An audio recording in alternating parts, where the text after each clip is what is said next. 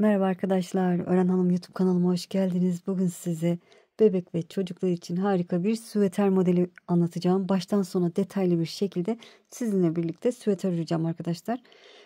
Modelim iki renkli. Daha öncesinde ben kısa video parça olarak anlatmıştım. Bugün de inşallah o zaman da söylemiştim süveter öreceğim diye. Bugün de baştan sona detaylı bir yapımını paylaşacağım inşallah sizinle başlayacağım. Evet, renk olarak şöyle çağla yeşili ve krem ip kullanacağım. İpim ince arkadaşlar. 100 gram 340 metre. Gördüğünüz gibi 100 gram 340 metre ip kullanacağım. 3,5 numara şiş kullanacağım. Desenin biraz kendisini topluyor arkadaşlar. O yüzden 3,5 numara şişle öreceğim. Kendi bıraksın diye. Sizin eliniz sıkıysa daha kalın şişlerle örebilirsiniz. Ne kadarlık bebek ve çocukları olur diye de sorarsanız benim modelim arkadaşlar 2-3 yaş arası olur. Ama ipiniz kalınsa 4, 5, 6 yaşa kadar olur. 90 ilmek, tek sayı 90 ilmek atarak başlayacağız inşallah. Zemini çağla yeşil kullanacağım.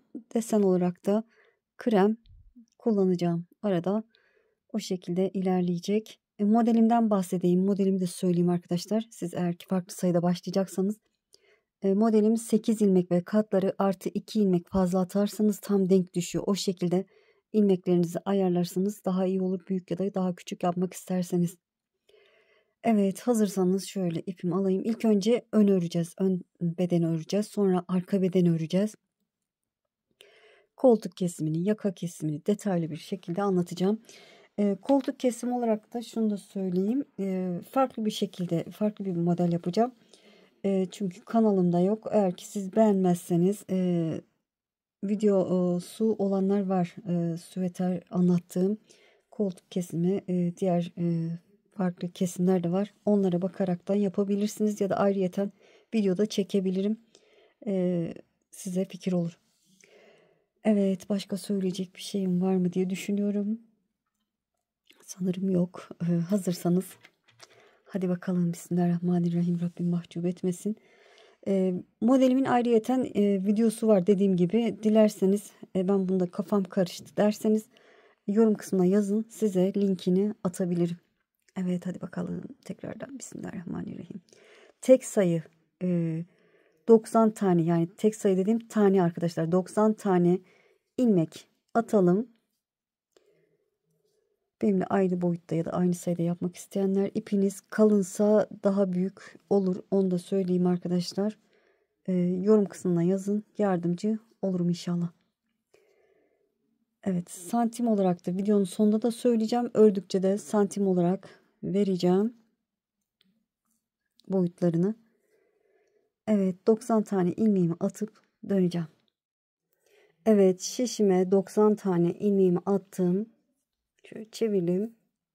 Lastik örgü yapacağız. Lastik örgümüzü şöyle ilk ilmeğimi ters örüyorum. 2 tane düz. 1, 2. 2 ters 2 düz şeklinde ördük. Sadece kenar ilmeğimi tersle başladım. 2 düzden sonra 2 tane ters. 2 düz. 2 ters. 1, 2. 2 tane düz. 2 tane ters. 1, 2. Evet, lastiğimiz bu şekilde olacak. 2 düz. 2 ters. Evet, 2 düz 2 ters örerek sıranın sonuna kadar gelelim. Evet, sıranın sonuna yaklaştım. 2 düz 2 ters. Kenar ilmeğimle düz örüp sırayı tamamladım. Çevirdim, ön yüzdeyim. İpi kendime doğru alıp ilk ilmeğimi örmeden sağ şişimi alıyorum. Karşımda 2 düz var, düz örüyorum. Tersleri ters, düzleri düz örüyoruz. 2 ters 2 düz. Lastik örgümüz bu şekilde. Tersleri ters, düzleri düz örüyorum. Evet, 2 düz 2 ters.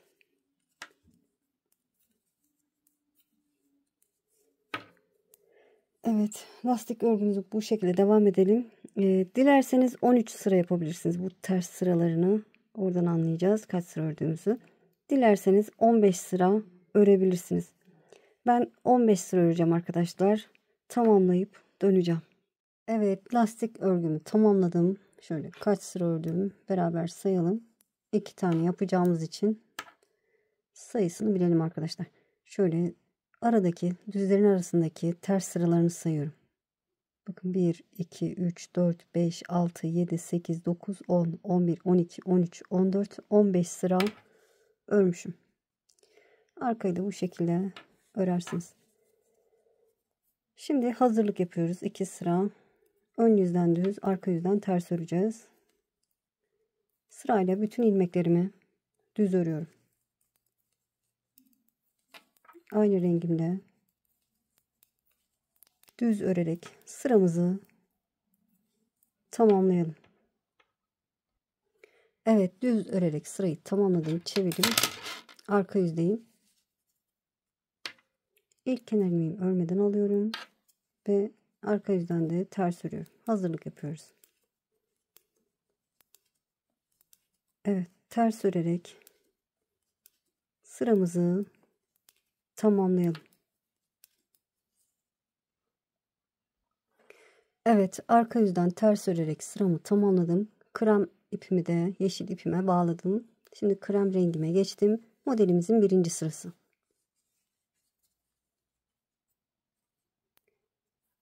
Dört tane krem örüyorum. 1, düz örüyorum. 2, 3, 4.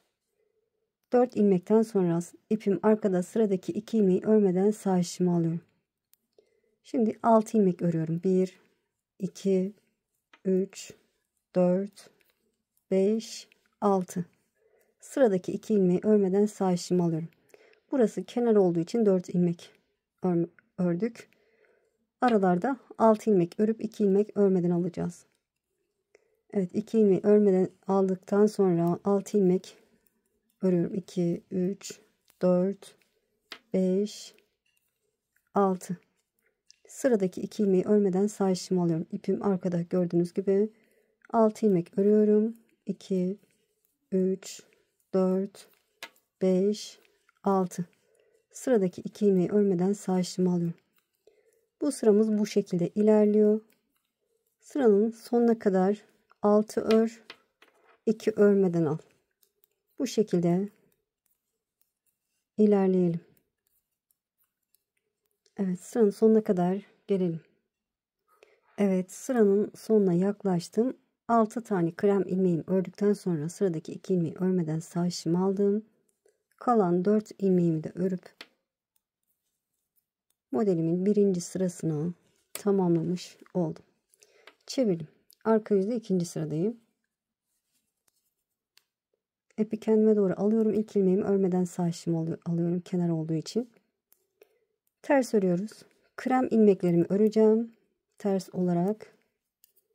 Yeşil ilmeklerime gelince ipi kendime doğru alıp bu örmeden aldığım ilmekleri yine örmeden sağ işimi alıyorum. 6 ilmeğimi ters örüyorum. 2, 3, 4, 5, 6. Örmeden aldığım ilmeklerimi ipi kendime doğru alıp yine örmeden sağ işimi alıyorum. 6 ilmeğimi örüyorum. Yeşil ilmeklerime gelince onları örmeden sağ işimi alıyorum. 6 ilmeğimi ters örüyorum. Evet, yeşil ilmeklerimi gördüm. İpimi kendime doğru alıp onları örmeden sağ işimi alıyorum. Ön yüzde yaptığımız gibi 6 ilmek örüyoruz. 2 ilmek örmeden sağ işimizi alıyoruz. Evet, bu şekilde sıranın sonuna kadar gelelim. Evet, sıranın sonuna yaklaştım. Örmeden aldığım ilmeklerimi yine örmeden sağ işimi aldım. Ters örerek sıramı tamamlıyorum. Kalan 4 ilmeğimi ördüm. Çevirdim. Ön yüzde modelin 3. sırasındayım. Krem ipimi bıraktım. Yeşil ipimi aldım. Evet, şimdi 1, 2 ilmek ördüm. 2 ilmek düz ördük. Karşımızda 2 krem, 1 yeşil ilmeğim var. örmeden aldığım ilmek, öncesinde 2 tane ördüğüm ilmek. Bu 3 ilmeği sol şişimden bırakıyorum. Arkadan krem ilmeklerimi sol şişime aldım. Sağ şişimle örmeden aldığım ilmeği, yani 3. ilmeği alıp sağ şişimle sol şişime aktardım. Sonra bir düz ördüm. Sıradaki ilmeği örmeden aldım. Yine düz ördüm. Ne yaptık? 3. ilmeği önden başa aldık. Onu ördük. 2.'yi örmedik. 3.'yü ördük. Bu şekilde. Yine karşında 3 ilmek var. Buradaki yeşil ilmeğim de sola kayacak. Sol şişimden 3 ilmeğimi çıkardım. Baştaki ilmeği sol şişime aldım. Diğer 2 ilmeğimi de sağ şişimde alıp sol şişime aktarıyorum. Bir ördüm. Bir örmeden aldım. Bir ördüm. Kanatlar yana açıldı. 2 ilmek örüyorum. 1, 2. 2 ilmekten sonra yine karşımda 3 ilmek var. 2 krem, 1 yeşil.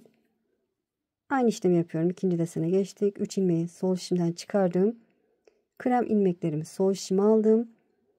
Önden sağ şişimle yeşil ilmeğimi alıp sol şişime aktardım. Bir düz ördüm. Sıradaki ilmeği örmeden aldım. Bir düz ördüm.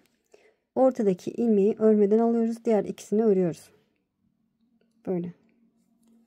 Yine karşımda 3 ilmek var. Bu kanatta sola açılacak. Sol şişimden bu 3 ilmeği çıkardım. Baştaki ilmeği sol şişime aldım. Arkadan 2 ilmeğimi sağ şişime alıp sol şişime aktarıyorum. Bir ördüm. Birinci ördüm. İkinciyi örmeden aldım. Üçüncüyü ördüm. Evet, desenim bu şekilde ilerliyor. Arada 2 ilmek örüyorum. 1, 2. Karşımda yine 2 krem, 1 yeşil ilmek var. Sol şişimden 3 ilmeğimi çıkardım. Baştaki 2 krem ilmeği sol şişime geçirdim. Sağ şişimle yeşil ilmeğimi alıp sol şişime aktardım. Birinciyi ördüm. İkinciyi örmeden aldım. Üçüncüyü ördüm.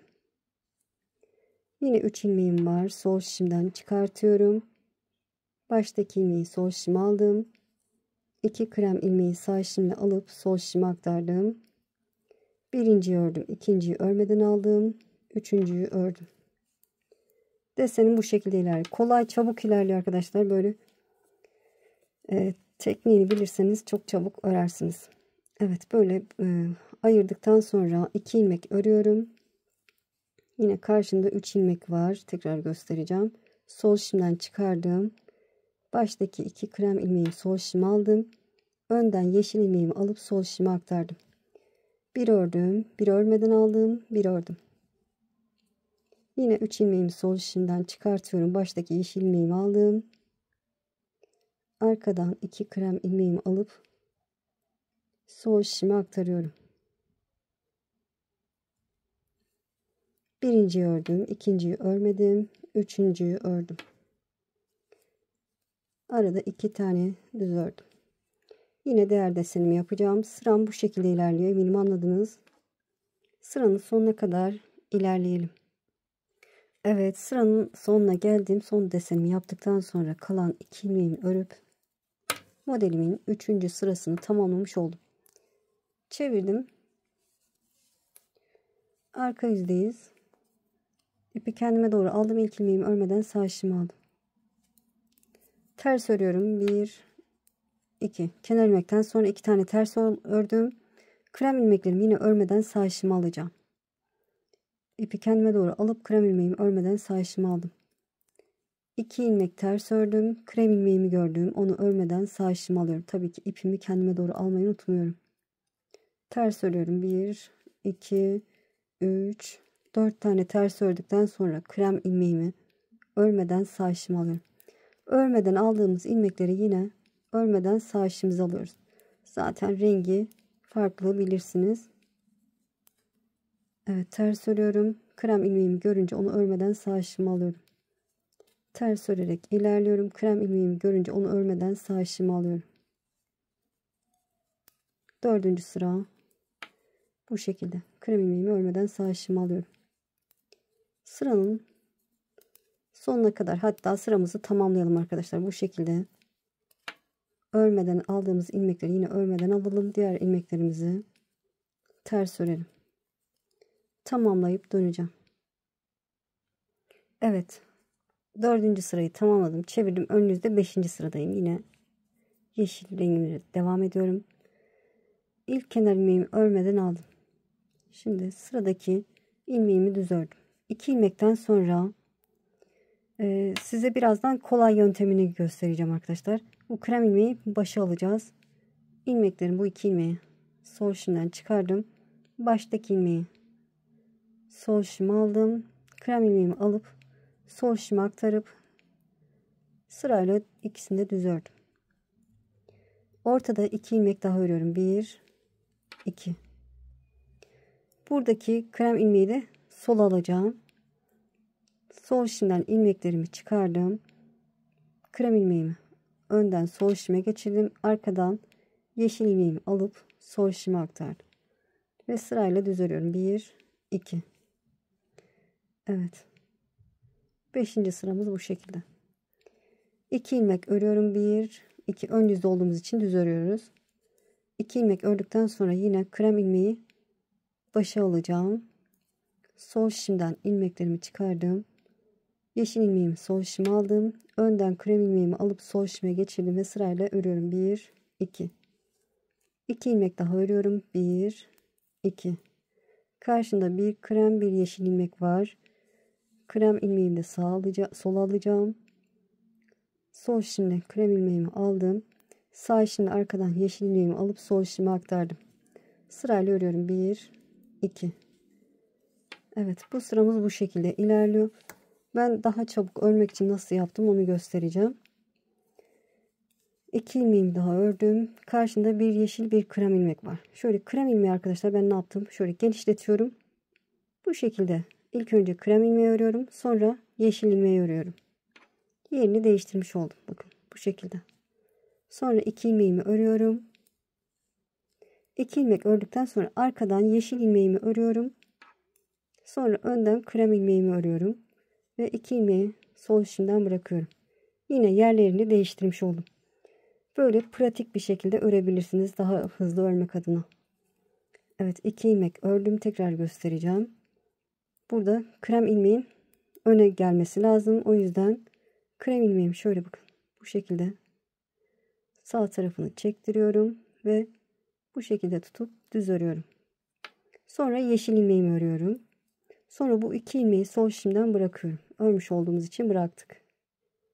Yerlerini aldım. 2 ilmek daha ördüm. Karşımda bir krem bir yeşil ilmek var. Kremi sola almam lazım. O yüzden önce arkadan yeşil ilmeğimi düz olarak ördüm. Sonra krem ilmeğimi bu şekilde örüyorum. Ve bu 2 ilmeği sol şimden bırakıyorum. Bakın önce yeşili sonra kremi örmüş olduk. Böylece daha hızlı örebilirsiniz. 2 ilmeğimi ördüm. Yine gösteriyorum. Şöyle krem ilmeğin başa gelmesi, sağa gelmesi lazım. Şöyle genişletip bu şekilde girip düz örüyorum. Yeşil ilmeğimi de örüyorum. Ve sol şimdiden 2 ilmeği bıraktım. 2 düz. Yine krem ilmeğin sola gelmesi lazım. O yüzden arkadan yeşil ilmeği örüyorum önce. Sonra krem ilmeğimi örüyorum. Böyle. Eminim anladınız arkadaşlar. Pratik yaparak daha hızlı örebilirsiniz. Ördükçe daha hızlı öreceksiniz. Şöyle biraz da konuşmadan öreyim. Bilirsiniz zaten nereye açılacağını. Sağa, sola.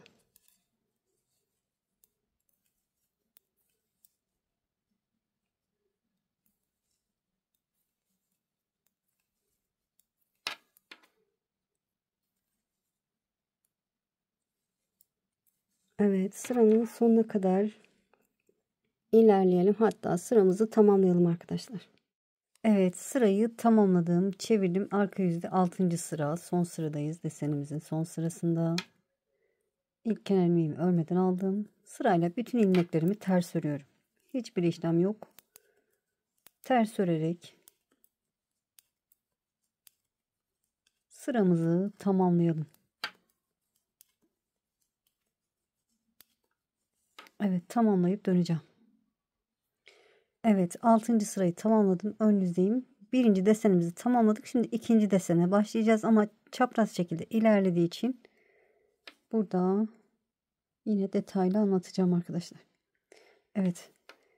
İlk 2 sırayı kremle, sonraki 4 sırayı da yeşille ördüm. Şimdi yine ilk 2 sırayı krem rengimle yapacağım. İlk ilmeğimi ördüm. Krem ipimle ördüm. Bakın, bir ilmekten sonra hemen sıradaki ilmeği örmeden sağ işimi aldım. Bu şekilde. Sonrasında 6 ilmek örüyorum. 1, 2, 3, 4, 5, 6. Sıradaki 2 ilmeği örmeden sağ işimi alıyorum. Nasıl anlayacağız? Saymadan da bilebilirsiniz arkadaşlar. Burada kenar olduğu için yarım desen oldu. Burada bir ilmeği örmeden aldık. Evet. Nasıl anlayacağız?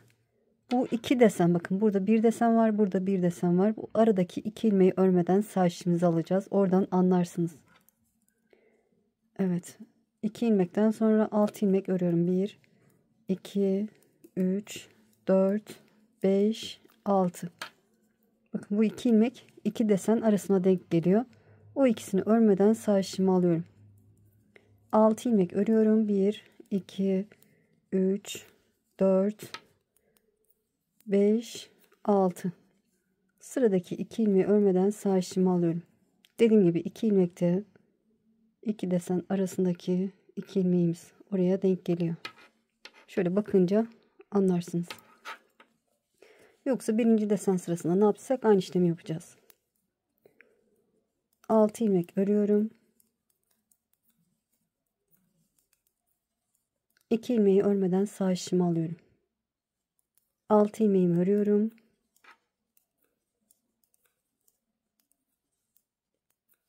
Sıradaki 2 ilmeği örmeden sağ işimi alıyorum. İpimi arkada. Bu şekilde sıramızın sonuna kadar gelelim.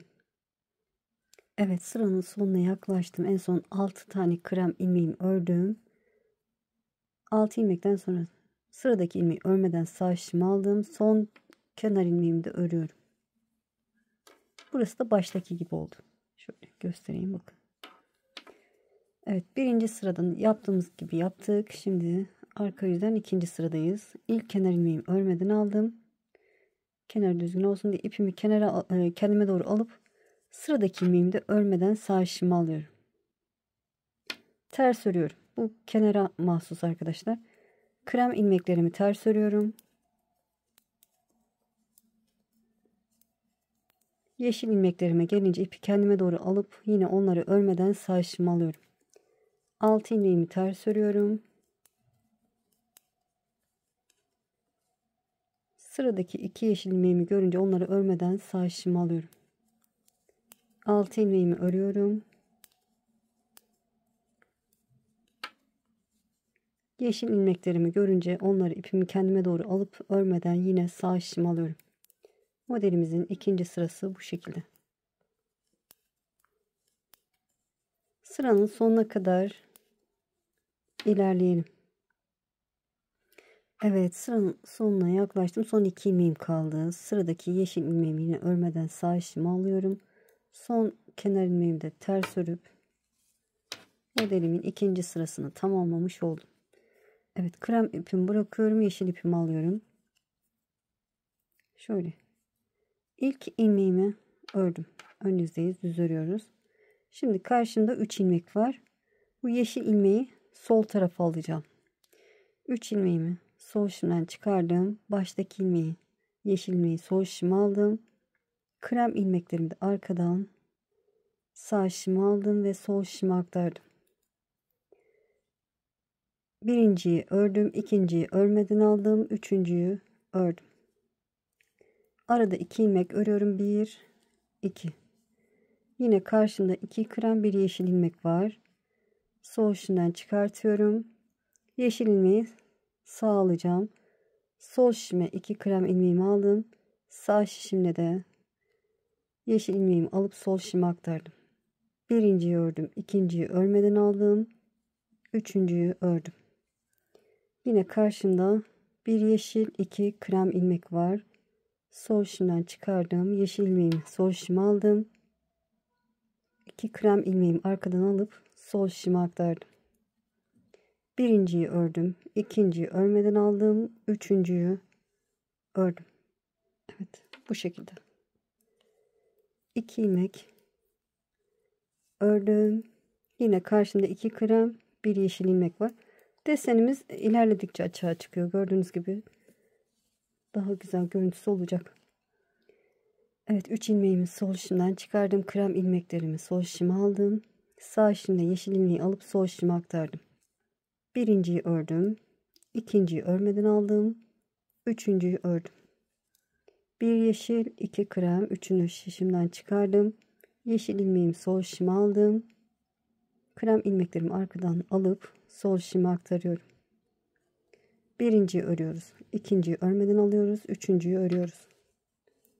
Evet, bu desenimi de yaptım. Arada 2 ilmek düz örüyorum. Ve yine karşımda 3 ilmek var.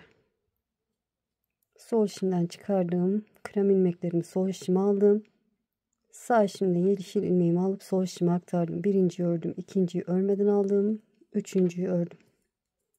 Yine 3 ilmeğimi sol şişimden çıkartıyorum. Evet, baştaki ilmeği sol alacağım. Sol şişime aldım. 2 krem ilmeğimi sağ şişime alıp sol şişime aktardım. Birinciyi ördüm. İkinciyi örmeden aldım. Üçüncüyü ördüm. Evet, bu sıram bu şekilde ilerliyor. Eminim anladınız. Böyle örerek sıranın sonuna kadar gelelim. Sıranın sonunu göstereceğim. 2 desen arasında 2 ilmeğimiz var.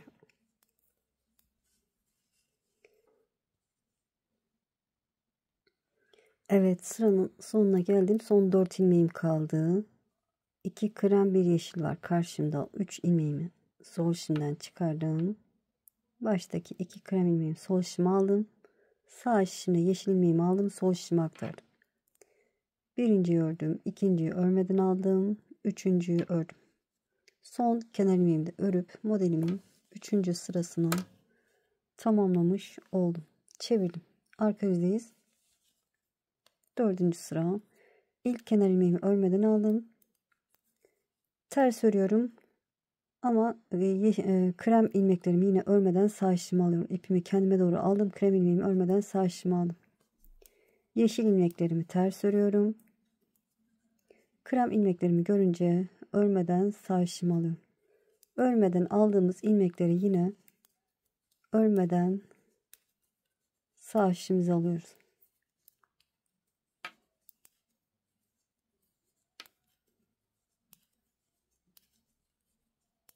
Evet, bu şekilde sıramızı tamamlayalım.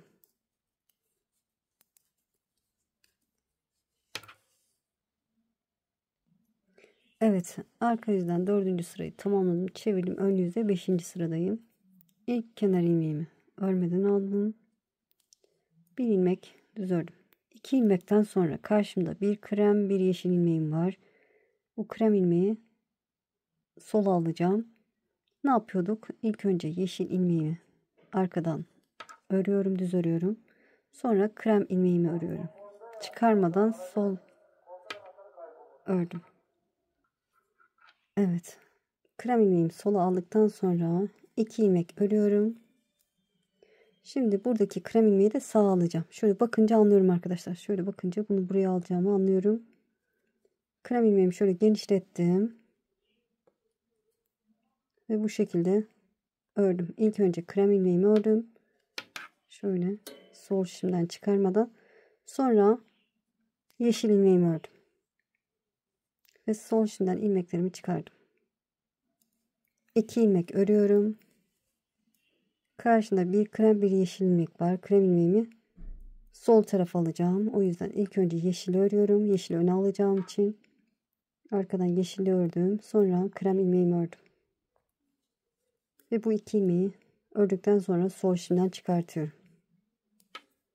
2 ilmek örüyorum. Buradaki krem ilmeği öne alacağım. O yüzden ilk önce krem ilmeğimi böyle genişletip bakın bu şekilde örüyorum. Sonra yeşil ilmeğimi örüyorum. 2 ilmek örüyorum. Krem ilmeğimi sola alacağım. İlk önce yeşil ilmeğimi arkadan böyle örüyorum. Sonra krem ilmeğimi örüyorum. Evet, kolaylık olsun diye bu şekilde örersiniz arkadaşlar. Böyle daha pratik, daha kolay oluyor. Yer değiştirmektense ilmekleri çıkartıp bu şekilde örünce daha kolay oluyor.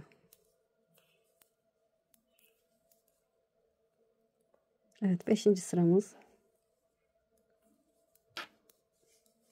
Bilirsiniz. Kanatların biri sağa, biri sola açılacak. Sıramızı tamamlayalım. Evet, 5. sıramı tamamladım. Çevirdim. Arka yüzden 6. sıra. 2. desenimin son sırası. Sırayla bütün ilmeklerimi ters örüyorum. İlk kenar ilmeğimi örmeden aldım. Ve ters örerek ilerliyorum. Bütün ilmeklerimi örüyorum.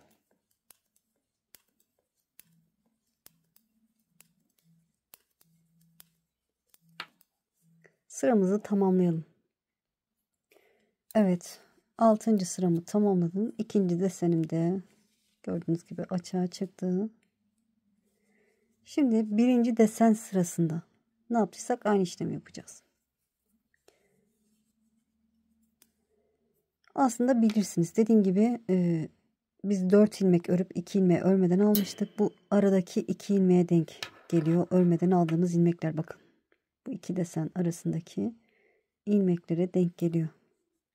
Oradan da bakıp anlayabilirsiniz. Evet, 4 ilmek örüyorum. 2, 3, 4.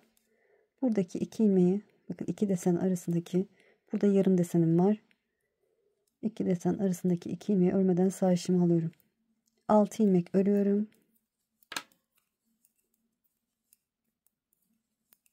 Sıradaki 2 ilmek, bakın 2 desen arasındaki 2 ilmeğe denk geliyor. Onları örmeden sağ işimi alıyorum. 6 ilmek örüyorum.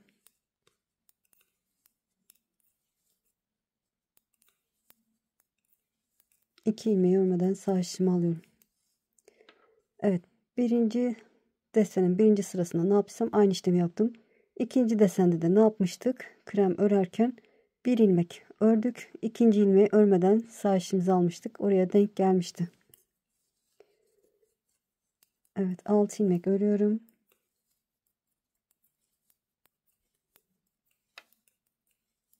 Sıradaki 2 ilmeği örmeden sağ işimi alıyorum. Evet, modelimiz bu şekilde ilerliyor arkadaşlar. Eminim anladınız. Karıştırırsanız videoyu başa 1. desenin 1. sırasına alabilirsiniz. Geriye doğru alabilirsiniz. Ya da ayrıyeten anlattığım videosu var arkadaşlar. O videoyu da izleyebilirsiniz. Böyle bu şekilde devam edeceğiz. Koltuk altı kısmına kadar geleceğiz. Sonra koltuk konumunu yapacağız beraber arkadaşlar. Bu şekilde devam edelim. Ben size ne kadar ördüğümü, kaç santim ördüğümü ya da kaç desen ördüğümü ördükten sonra göstereceğim. Santim olarak da vereceğim.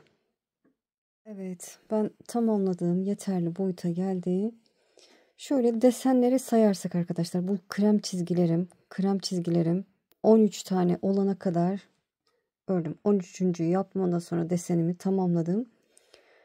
Santim olarak da vermek istiyorum çünkü ipin kalınlığı, inceliği, elinizin sıkılığı, genişliği olabilir.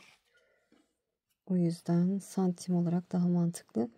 Şöyle yukarıdan aşağıya kadar 23, hatta 24'e yakın, gördüğünüz gibi. Bu şekilde oldu. Evet, şimdi koltuk kesimini yapacağız arkadaşlar. Koltuk oyuntusuna başlayacağız. Nasıl yapacağız? Şöyle göstereyim, bakın ben arkayı ördüm. Bunun videosunu çektim arkadaşlar. Burada benim ipim ince arkadaşlar. O yüzden 6 ilmek kestim. Sizin ipiniz kalınsa 5 ilmek kesebilirsiniz. Burada 13 ilmeği 2 sıra ters 2 sıra düz şeklinde ördüm. 3 defa tekrarladıktan sonra, bu tersleri 3 defa tekrarladıktan sonra 6 ilmeği kestim. Kenar patı olarak da 7 ilmek ayarladım. 7 ilmeği 2 ters 2 düz şeklinde ense kısmına kadar ördüm. Dediğim gibi ipiniz ince ise benimle aynı şekilde yapın. Kalınsa da 5 ilmek hatta 4 ilmek kesebilirsiniz. Böyle. Evet, farklı şekilde koltuk kesimi yapmak istiyorsanız kanalımda var arkadaşlar. Bu model yoktu, bu kesim yoktu. O yüzden bu şekilde yapacağım bu modelde.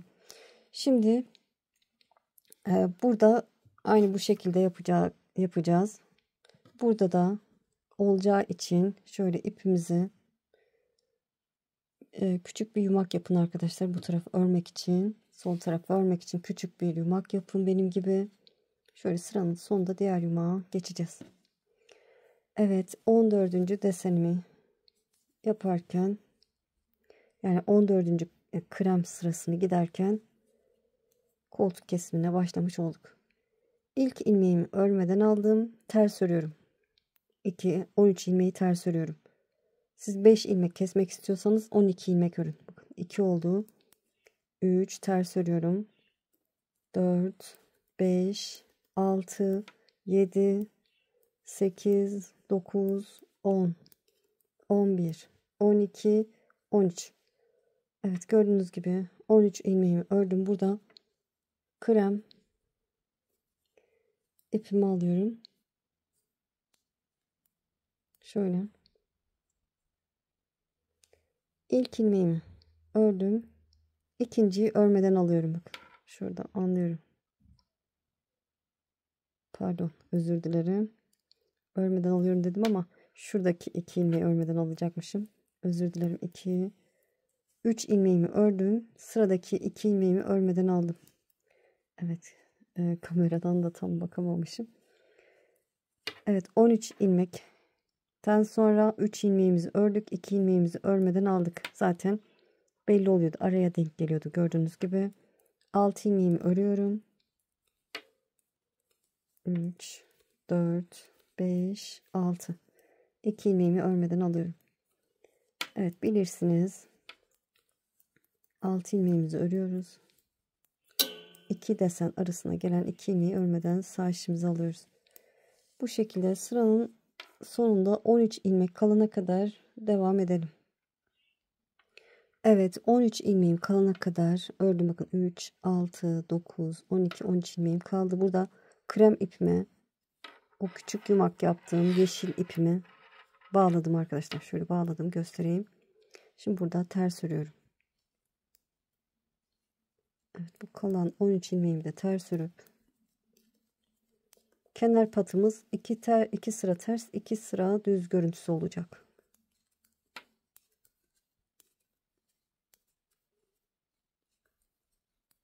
Son kenar ilmeğimi de ördüm. Çevirdim. Evet, çevirdim. Arka yüzdeyiz. İlk kenar ilmeğimi örmeden aldım. Ön yüzde ters görüntüsü olsun diye arka yüzde düz örüyorum. Evet, şöyle 2 sıra ters görüntüsü olsun diye bu 13 ilmeğimi düz örüyorum.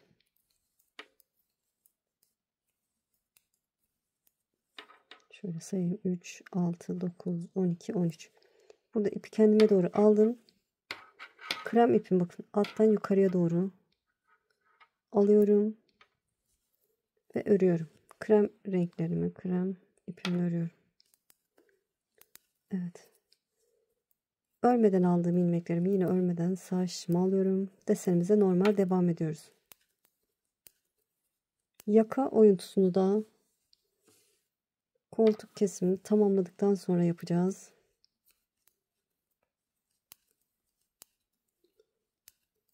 Evet. Bu şekilde 13 ilmek kalana kadar örelim. Evet, şöyle son 3 krem ilmeğim kaldı. Onları da öreyim. Burada krem ipimi bırakıyorum. Yeşil ilmeğimi şöyle alttan alıyorum arkadaşlar. Kremin altından alıyorum ki orada boşluk oluşmasın. Şöyle çektiriyorum. Evet, burada da 13 ilmeğimi düz örüyorum. Ön yüzde ters, ikinci ters görüntüsü olsun diye ikinci sıra ters görüntüsü.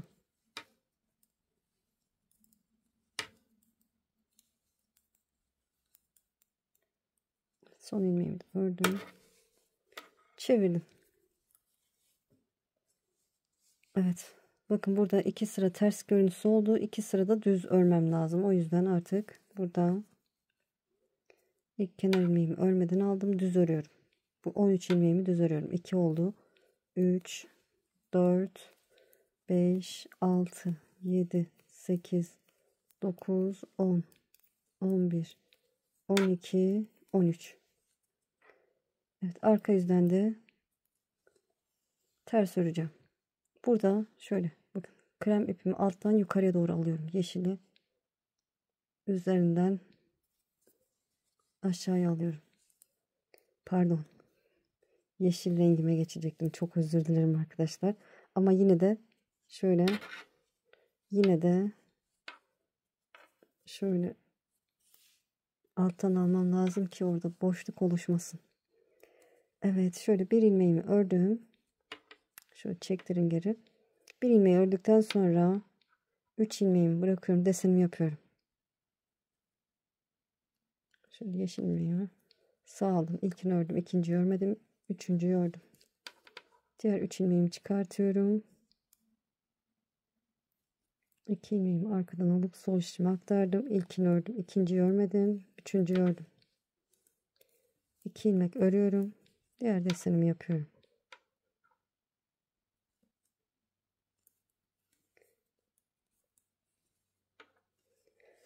Evet, desenimizi yaparak ilerleyelim arkadaşlar. Yine 13 ilmek kalana kadar öreceğiz. Sonrasını göstereceğim. Evet, 13 ilmeğim kalana kadar ördüm. Burada yine de iplerimi değiştireceğim arkadaşlar. Şöyle bakın. Bu ipimi şöyle alttan aşağıya alıyorum. Yani üstten aşağıya aldım. Diğer ipimi alttan yukarıya aldım. 13 ilmeğimi düz örüyorum. Bu şekilde değiştiriyoruz ki burada delik oluşmasın. Hem de diğer ipimiz az, çabuk bitmesin. Evet, düz örerek sıramı tamamladım. Şöyle çevirdim.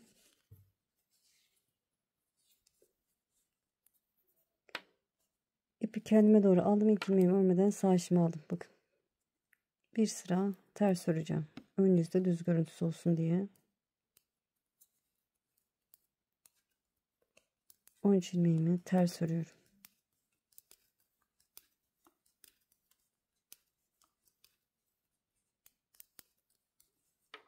Şöyle 3, 6, 9, 12 ve 13. Yine ipimi bakın bu üstte, diğer ipin üstünde, bunu alttan yukarıya alıyorum. Değiştiriyorum. Mutlaka değiştiriyorum. Şöyle.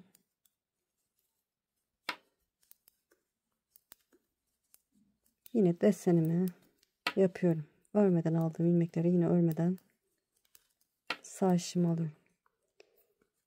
13 ilmek kalana kadar bu şekilde örelim. Evet, 13 ilmeğim kaldı. Burada yine şöyle çeviriyorum ki iki ipi. Burada delik oluşmasın. Sonra krem ipimi çektiriyorum. İyice çektiriyorum. Kalan 13 ilmeğimi ters örüp sıramı tamamlıyorum.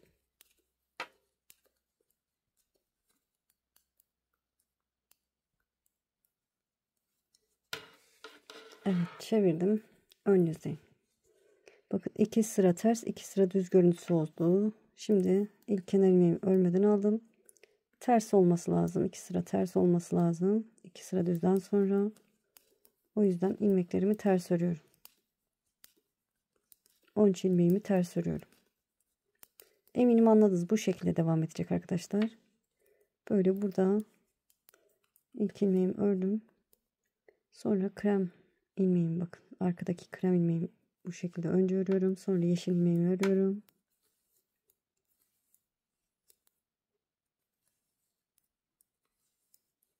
Evet, yoluma devam ediyorum.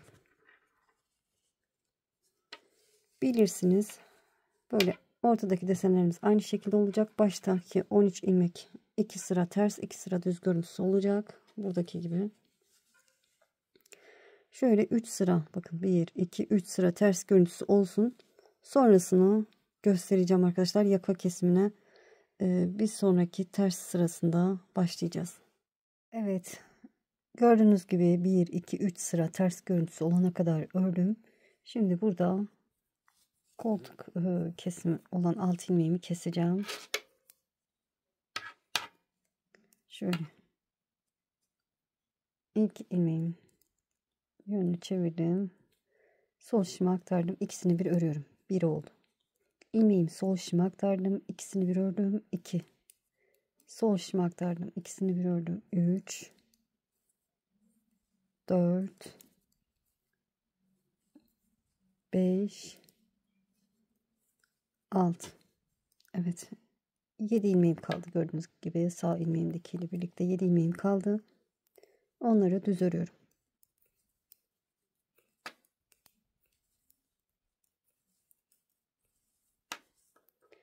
Evet, 3 6 7. Şimdi burada diğer ipimi alıyorum. Pardon, daha desenim bitmemiş arkadaşlar, özür dilerim. Desenim bitmediği için şöyle ilk ilmeğimi ördüm. İlmeklerin yerini değiştiriyorum. Normal desenime devam ediyorum. 6 ilmeğimizi kestik.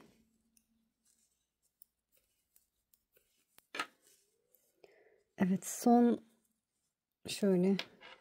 13 ilmeğim kalana kadar desenimi öreceğim, sonrasını göstereceğim. Evet, son 13 ilmek kalana kadar ördüm. Burada iplerimi yine değiştiriyorum. Düz örerek ilerliyorum. Burayı arka yüzden keseceğim.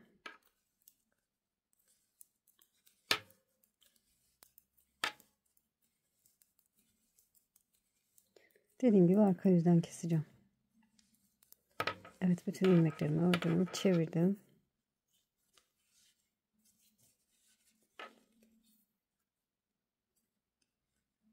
İlk ilmeğimi yönünü çevirdim, sol şişime aktardım, ikisini bir ördüm. 1.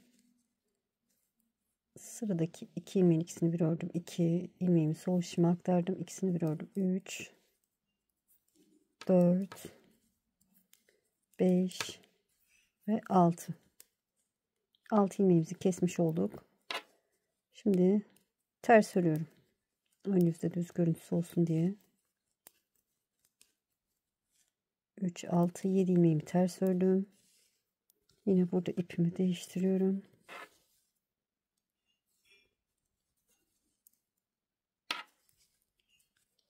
Evet, koltuk kesimini tamamlamış olduk.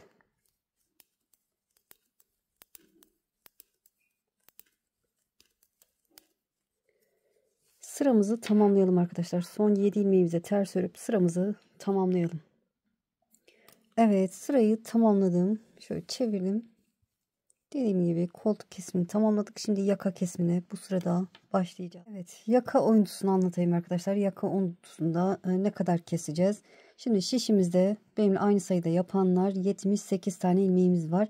Bu 78 ilmeği 3'e böleceğiz. 3'e bölünce 26 ilmek sağ omuz, 26 ilmek sol omuz, ense kısmında 26 ilmek. O şekilde ayarlayacağız. Yani ortada 26 ilmek keseceğiz, eksilteceğiz. Evet, ne yapacağız? Bir de şu ortada 6-7 ilmek kenar bandı olması lazım. O ortadaki 7 ilmeği ben 6 ilmek olarak ayarlayacağım. Tam desen ortasına denk geliyor. O yüzden şöyle 6 ilmek olarak ayarlayacağım. Sonra bir tane de artıracağım. 7 ilmek olacak arkadaşlar. Şöyle, hatta sayın arkadaşlar siz, ben saymadan işaretleyici koyuyorum ama birazdan sayacağım. Tam buraya denk geliyor. Yanlış görmediysem. Evet, şöyle yandan sayıyorum. 3, 6, 9, 12, 15, 18, 21, 24, 27, 30, 33, 36. Şuradan da sayıyorum. 3, 6, 9, 12, 15, 18, 21, 24, 27, 30, 33, 36. Evet, tam ortaya koymuşum. Ortada 6 ilmek kalacak şekilde farklı sayıda yapanlar ortada 6 ya da deseniniz farklıysa arkadaşlar 7 ilmek kalacak şekilde ayarlayın. Evet, şimdi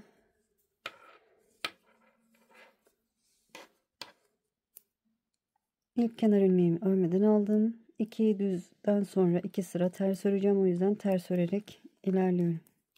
7 ilmeğimi ters örüyorum. Kenar bandı. 3, 6, 7 oldu. Krem ipimi alıyorum. Desenimi yapacağım. Şöyle ilk ilmeğimi ördüm. İkinciyi örüyorum. Üçüncüyü örüyorum. 2 desen arasındaki 2 ilmeği örmeden alıyorum. 6 ilmek örüyorum. 3, 4, 5, 6. 2 ilmeği örmeden alıyorum. 6 ilmeğimi örüyorum. 4, 5, 6. 2 ilmeğimi örmeden alıyorum. Bu işaretlediğim yerin bir öncesine kadar geleceğim. 6 ilmeğimi örüyorum. 1, 2, 3, 4, 5, 6. Sıradaki ilmeğimi örmeden aldım. Buradaki ilmeğimi örüyorum. Burada şöyle yine bu kenar bandını yapmak için arkadaşlar buraya yeşil ip bağlayacağım. Evet, yeşil ipi bağladım. Burada hemen yaka örüntüsü yapmadım. Dikkat ederseniz kesmedim ilmeklerimi. Şimdi işaretleyicimi çıkardım. Ortadaki 6 ilmekteyim. Onları ters örüyorum. Burada ters ördüğüm için bunları da ters örüyorum. 6 ilmeğim 1, 2, 3, 4, 5, 6. da sonuncu da ters ördüm ama şişimden çıkarmıyorum. Şöyle ilmeğimi şöyle aldım, bakın bu şekilde duruyor. Son olarak da kenar olsun diye düz örüyorum. Bakın burada artırma yapmış olacağım. Sonuncuyu ilk önce bu şekilde tutup ters örüyorum. Sonra şöyle yönünü çevirip sonuncuyu bir defa da düz ördüm. Burada bir tane artırma yapmış oldum. Şöyle işaretleyeceğim, çıkartayım. İlmeklerimi bölmüş oldum. Şöyle şimdilik bu şişimle göstereceğim arkadaşlar. İlk önce sağ tarafa sonra sol tarafa öreceğiz. Biliyorsunuz bunları dilerseniz farklı bir şişe ya da ipe aktarabilirsiniz. Evet, çevirdim. İlk kenar ilmeğimi örmeden alıyorum ve düz örüyorum. Ön yüzde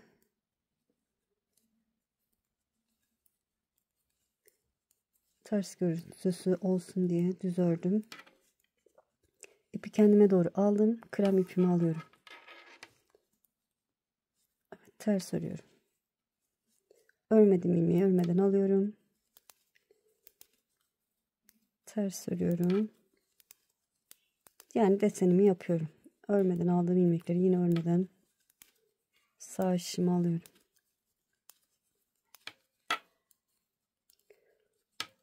Zaten koltuk kesimini tamamladık. Orası sabit ilerleyecek.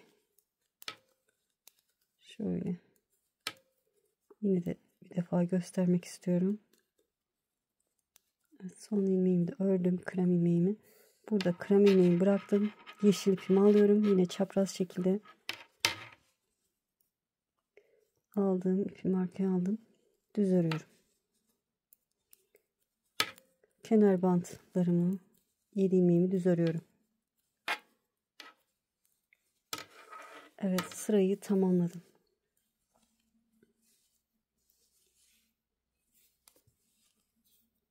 İpi kendime doğru aldım. 2 ilmeğimi örmeden sağ şişimi aldım. 2 tersten sonra 2 düz görüntüsü olması lazım. O yüzden düz örüyorum. 7 ilmeğimi düz örüyorum. Burada yine şöyle ipimi çevirip alıyorum ki delik oluşmasın. 1 ilmek ördüm. Yine desenimi yapıyorum.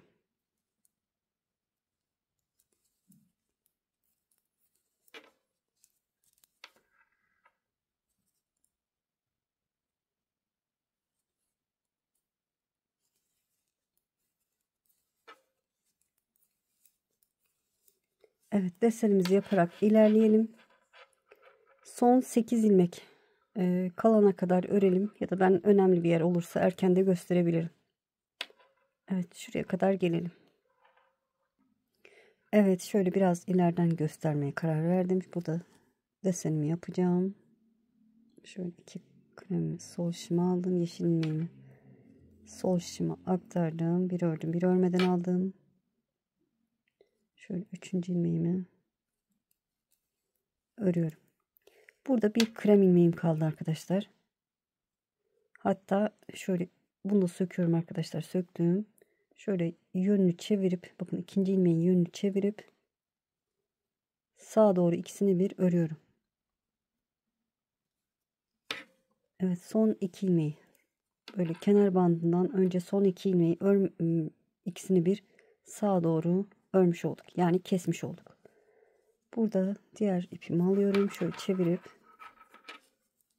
bunları da düz örüyorum. Kalan 7 ilmeğimi düz örüyorum.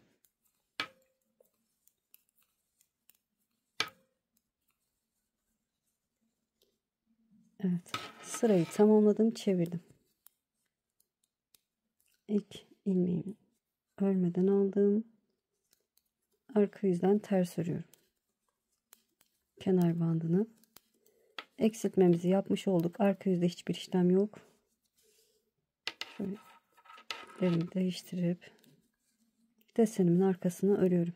Örmeden aldıklarımı yine örmeden sağ şişimi alıyorum. Evet.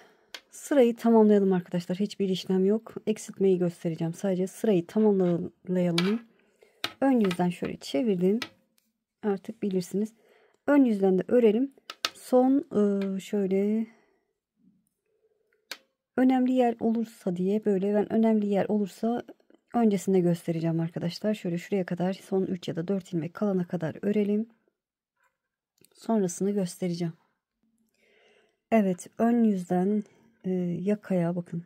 Yaka bitimine 10 ilmek kalana kadar ördüm. 3, 6, 9, 10 ilmeğim kalmış.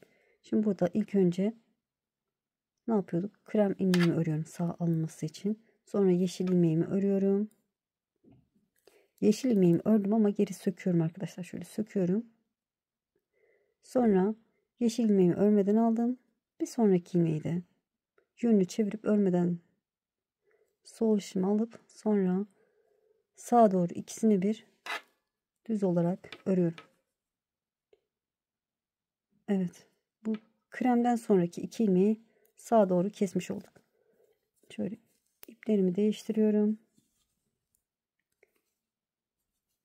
Şöyle ters mi varmışız? Evet. Burada ters öreceğim. Kalan 7 ilmeğimi de ters örüp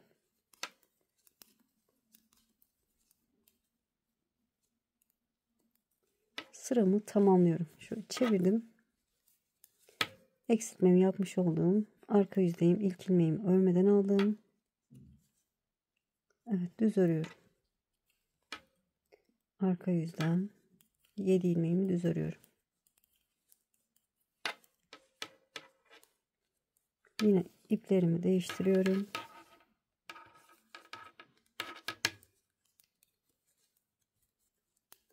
Sırayı tamamlayalım arkadaşlar. Evet, sırayı tamamlayalım. Sonra ön yüzden yine ön yüzden önemli bir yer olursa yine öncesine kadar geleceğim. Eksiltmeyi göstereceğim. Evet, yaka ortasına kadar ördüm ön yüzde. Şöyle göstereyim bakın. Burada şunu söyleyeyim arkadaşlar. 7 ilmekten sonra hemen 8. ilmeği örmeden aldım. 6 ilmek ördüm. 2 ilmek örmeden aldım. O şekilde denk geliyor. Bakın deseni yapıyorum. Söyledim hatırlayamadım. O yüzden göstermek istiyorum. Evet, burada 2 ilmeğimi örmeden aldım. Sonra şöyle sıradaki 2 ilmeğin ikincisinin yönünü çevirip sağa doğru ikisine bir öreceğim. Sağa doğru örüyorum ki yönü düzgün olsun. Evet, 2 ilmeğin ikisini bir ördük. Eksiltmemizi yapmış olduk. Burada iplerimi değiştiriyorum. Düz örerek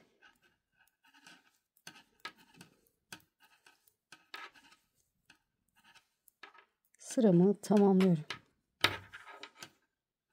Evet, bu sırada eksiltmemi yapmış oldum. Çevirdim arka yüzden. Artık bilirsiniz arkadaşlar. Arka yüzden bildiğimiz gibi örelim. Sonra ön yüzden yine eksiltme yapacağımız kısma kadar, öncesine kadar gelelim. Evet, ön yüzdeyim. Son 9 ilmek kalana kadar ördüm. Burada şöyle yer değiştirmem lazım ama Şöyle. Hatta değiştirip öyle keseyim arkadaşlar. Şöyle değiştirelim. Ama değiştirince de çirkin olacak. En iyisi. Şöyle yine ikincinin yönünü çevirip sağa doğru ikisini bir örüyorum. Evet, böyle oldu mu? Olmadı. Güzel durmadı. Şöyle. Olmazsa şöyle ikisini bir bu sefer sola doğru örelim arkadaşlar. Şöyle. Evet. Sonrasında iplerimi yine değiştiriyorum. Ters örüyorum. Siz bilirsiniz nasıl güzel duracak, bilirsiniz arkadaşlar. O şekilde örersiniz. Bakınca belli olur zaten nasıl güzel durduğu. Belli olur. Evet, her ön yüzde burada 2 ilmek eksilteceğiz. Sağa doğru keseceğiz. Daha düzgün durur.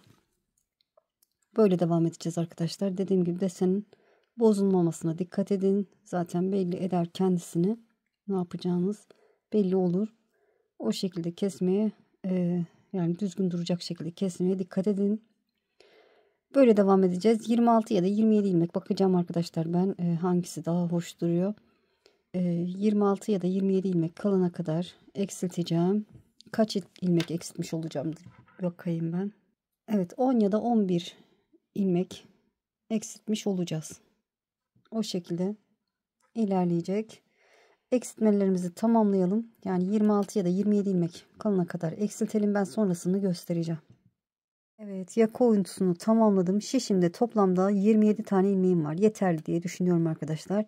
27 ilmeğim var. Artık yaka oyuntusu yapmayacağım. Bu şekilde devam edeceğim. Şöyle biraz da göstermek istiyorum. Evet, kenar bandını düz örüyorum.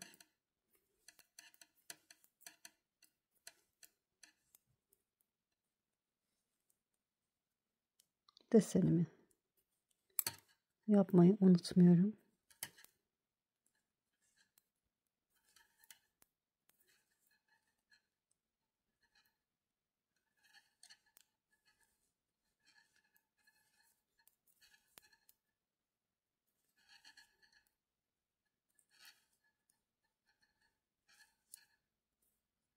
Evet, eksiltme yapmadım gördüğünüz gibi.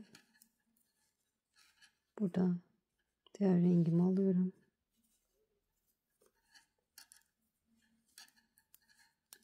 Diğer rengimi değil, diğer ipimi aldım.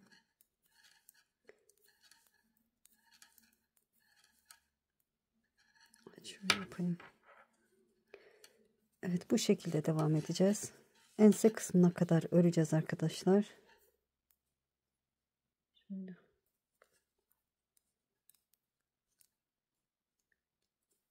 Ters örüyorum.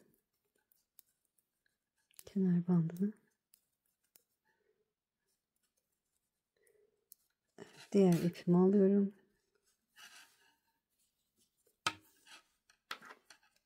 Şöyle.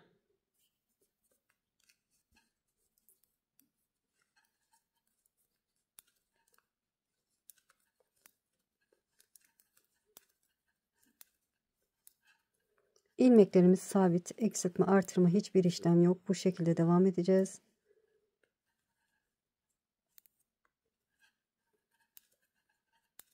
Ense kısmına kadar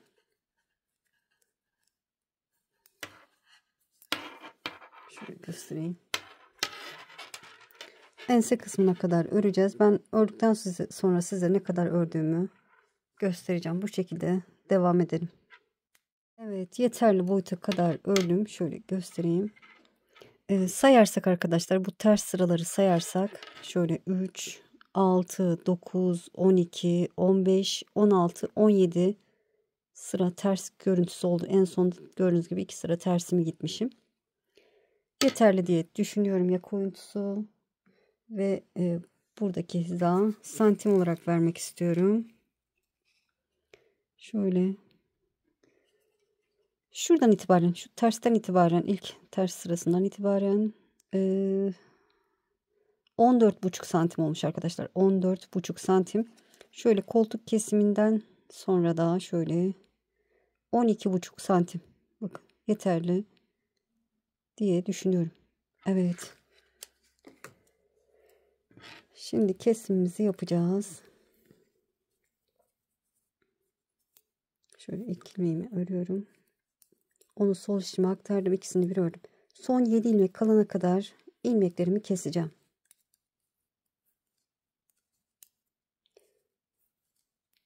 Evet şöyle. Bu desen arkadaşlar. Desen kendisini çektirdiği için burada genişleme olabilir. O yüzden desen üstünü keserken elinizi biraz sıkı tutabilirsiniz. Çünkü desen kendisini kasıyor modelimiz. Ama yıkadıkça açılır. Böyle hafif sıkı tutabilirsiniz. Hatta tığla da kesebilirsiniz desenin üzerine.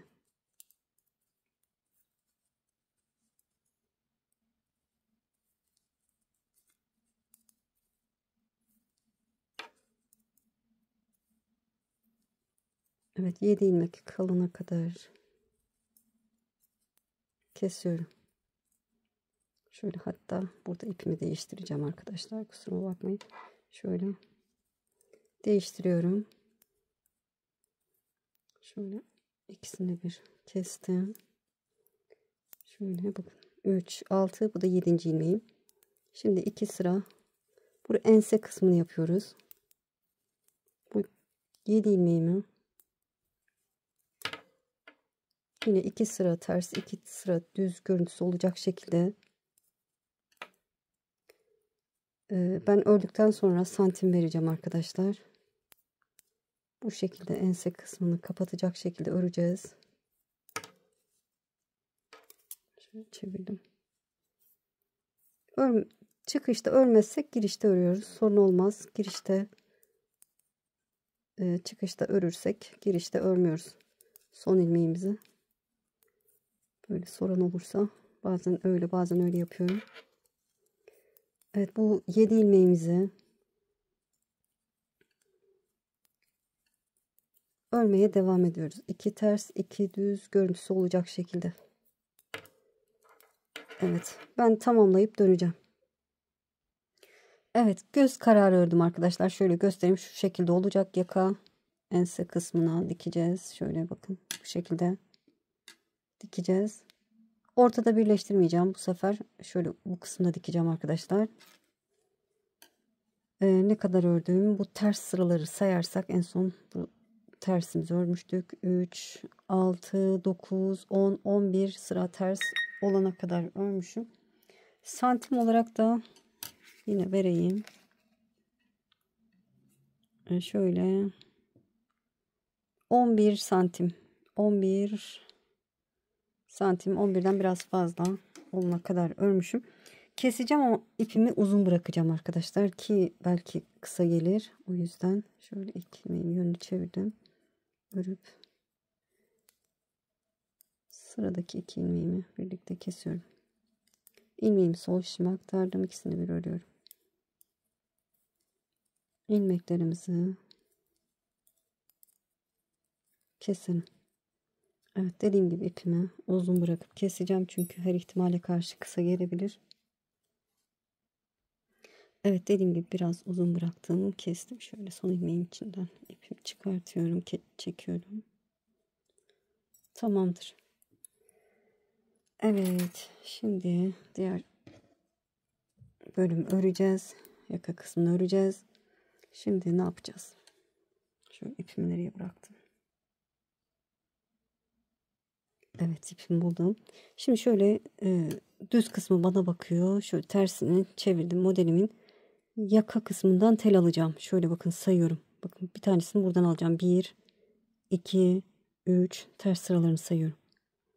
4, 5, 6 ve 7. Şöyle bakın 7.'ye bu şekilde girdim. 1 oldu. Sıradakine böyle girdim. İlmek aldım. 2, 3, 4, 5, 6 ve 7. Evet, 7 ilmeğimi almış oldum. Şimdi burada ipimi alıyorum. Hatta krem ipimi alıyorum arkadaşlar. Evet. 3, 6, 7 ilmekten sonra krem ipimi aldım. Şöyle. İlk ilmeğimi ördüm. İkincisi bakın desen olacak. O yüzden buradaki aradaki ilmek, onu örmeden alıyorum. 6 ilmek örüyorum. 1, 2, 3, 4, 5, 6. 2 ilmeğimi örmeden alıyorum. Burada hemen yaka oyuntusu yapmadık. Diğer tarafta da ilk sırada yapmamıştık hatırlarsanız. O yüzden burada da yapmadık. 1, 2, 3, 4, 5, 6. 2 ilmeği örmeden alıyorum. Yani desenime devam ediyorum.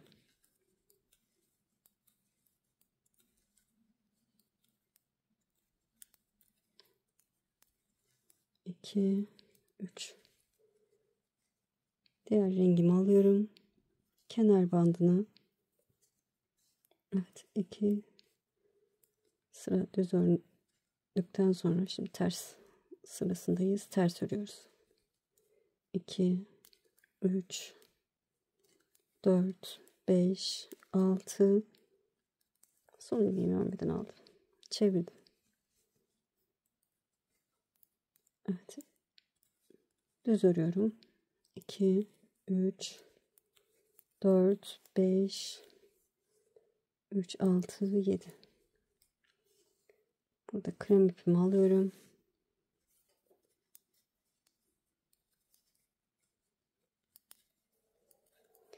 Arka yüzden bilirsiniz. Desenimizi yapacağız. Buraya gelince arkadaşlar yine buraya yeşil ip bağlayacağım arkadaşlar. Yeşil ip bağlayacağım. Hatta evet, yeşil ip bağlayıp burada onunla öreceğim. Kenar bandını o şekilde bitireceğim. Sonra ön yüzde size yaka kesimini göstereceğim. Sırayı tamamlayalım. Evet, yine de tersinde son 7 ilmeği göstermek istedim arkadaşlar. Burada yeşil ipimi bağladım. 7 ilmeğimi düz örüyorum. Burada düz ördüğüm için burada da son 7 ilmeğimi düz örüp sıramı tamamladım. Çevirdim. Ön yüzdeyim. Evet, şöyle. Burada düz görüntüsü olmadı arkadaşlar. Şöyle üst üste geleceği için sorun olmaz. Şimdi düz öreceğim. Evet, dediğim gibi bakın şöyle duracağı için görüntüde sorun yok. Düz örüyoruz.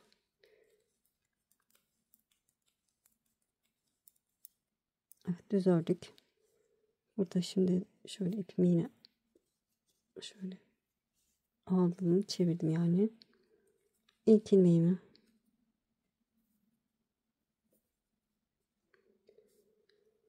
örmeden aldım. Burada örmeden aldıktan sonra diğer 3 ilmeğimin yerini değiştiriyorum arkadaşlar. Şöyle bunu yeşil ilmeğimi arkaya aldım. Sonra sol işime geçirdim. Bunu da zaten örmeden almıştım. Şimdi bu 2 ilmeğin ikisini bir örüyorum. Baştaki 2 ilmeğin ikisini bir örmüş olduk. Şöyle. Burada bir ilmek eksilttik. Sonra ortadaki ilmeği örmeden aldım. Bunu örüyorum. 2 ilmek örüyorum. Yani desenime devam ediyorum. Eminim anladınız arkadaşlar. Yerini değiştirdikten sonra kestim ki daha düzgün yeşil sola kaysın ve düzgün görüntü olsun diye. Evet, şimdi 3 ilmeğimi çıkardım. Desenime devam ediyorum. Krem ilmeklerimi aldım. İlkini ördüm. İkinciyi örmeden aldım. Üçüncüyü ördüm.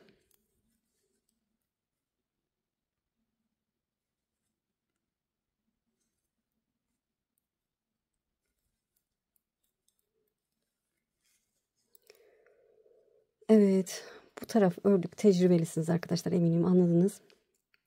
Sırayı tamamlayalım. Sırayı tamamlayalım.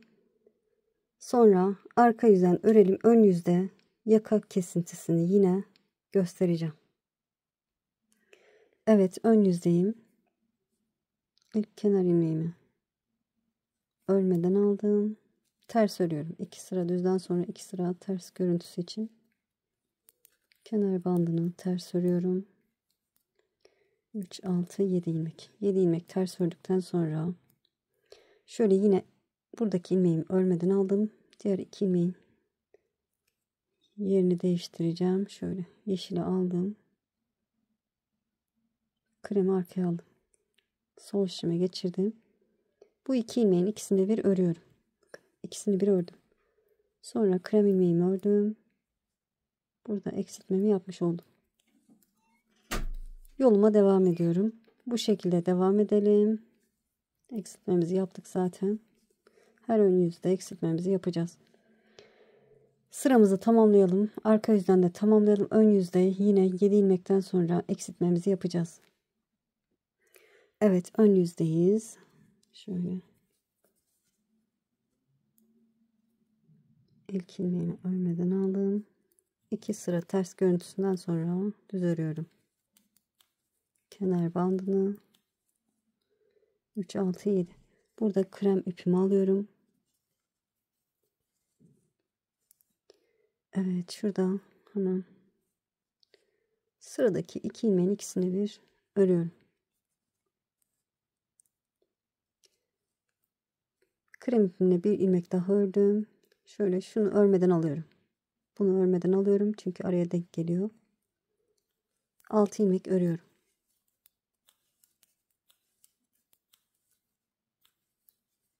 Evet, bilirsiniz zaten, burada yana yakınsa yan kısma bir ilmeği örmeden alın. Sıradaki 2 ilmeği örmeden alıyorum.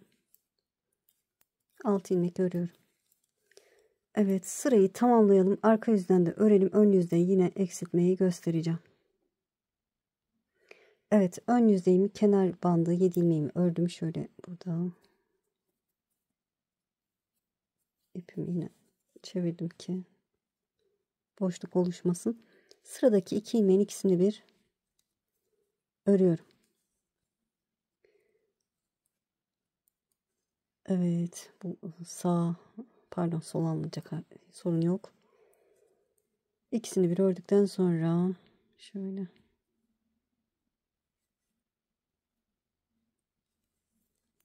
yine ilmeklerin yerini çevirdim ve ördüm. 2 ilmek örüyorum. Diğer 3 ilmeğin de yerlerini değiştiriyorum.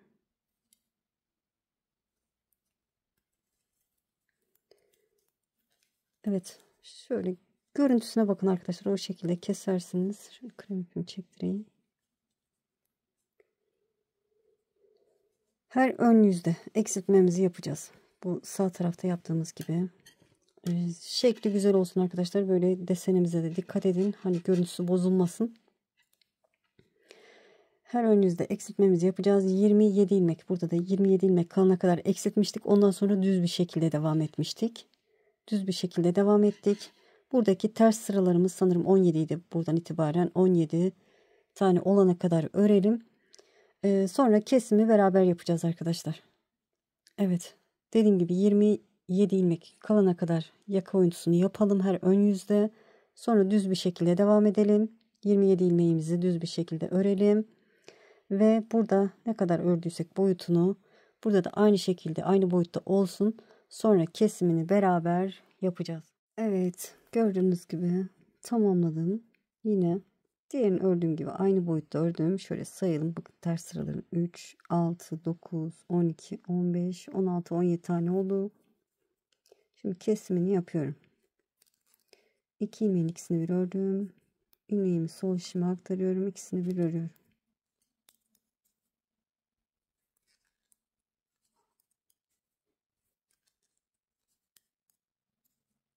Evet, burada bütün ilmeklerimizi keseceğiz.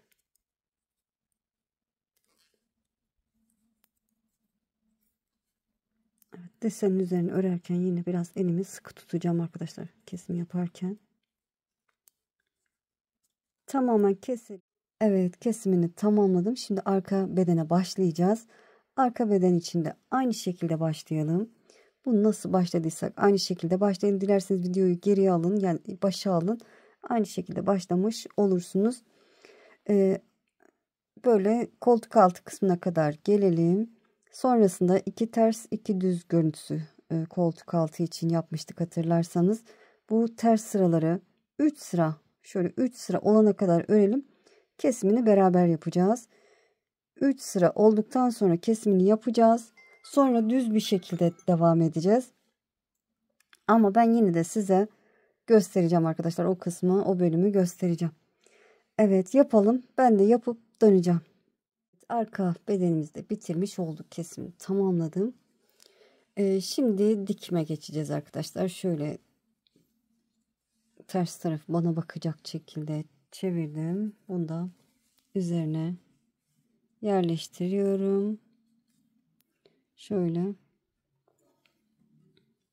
Evet, böyle yerleştirelim. Şunu da şöyle şu şekilde şuraya dikeceğiz. Sonra arkayı dikeceğiz arkadaşlar. Evet, yeterli gibi de duruyor boyutu. Şöyle bakacağım. İlk önce şu alt kısımları dikelim. Sonra üst kısmı dikelim. Şöyle iğnemi alayım. Evet. Şöyle aşağıdan başlayalım. Düz taraftan dikeceğim. Şöyle karşıya şu şekilde düğümü saklamak için giriyorum.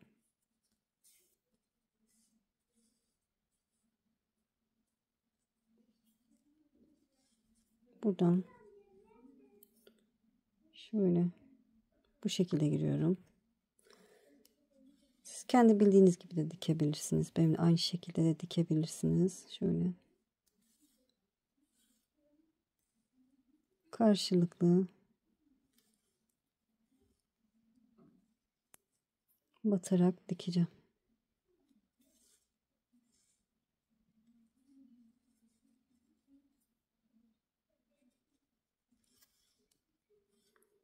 Evet, bu şekilde dikeceğim arkadaşlar. Karşılıklı şöyle böyle söylediğim gibi hem buraya hem buraya.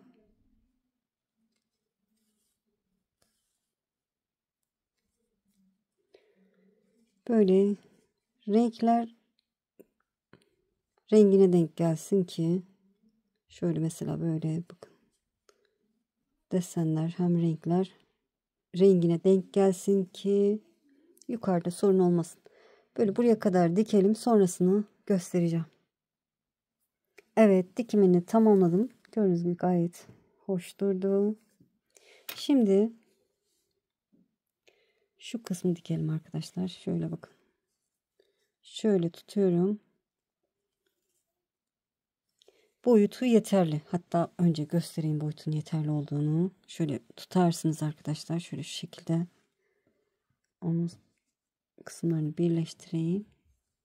Şöyle birleştirdim. Şöyle tutunca şöyle, evet, böyle olacak. Böyle dikeceğiz. Yanlış değil. Evet, şöyle. Hatta yok, şöyle, pardon. Şöyle arkadaşlar, özür dilerim. Diyorum, bunda bir sorun var. Kameradan da göremiyorum. Şöyle şu şekilde bakın, tam denk geliyor. Evet, önce bu kısmı, lastik kısmını birleştireceğiz. Şöyle.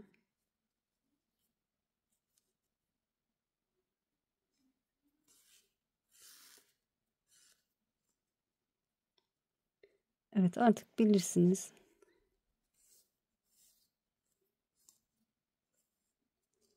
Böyle bu kısmı birleştirdikten sonra ipimizi kopartalım.